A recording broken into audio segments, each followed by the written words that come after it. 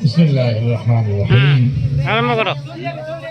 আমরা সবাই এই বাচ্চাদের জন্য দোয়া করবো, আল্লাহ যাতে এই বাচ্চাদের কোরআনের হক মতো মেহনত করার তৌফিক দান করে, সবাই কোন আমিন। আল্লাহ যেন এই বাচ্চাদের মা বাপকে কিয়ামতের দিন আল্লাহ যেন হাফিজের মা বাপ হিসেবে নূরের তাজ মাথায় দিয়ে ওঠার তৌফিক দান করে, সবাই কোন আমিন।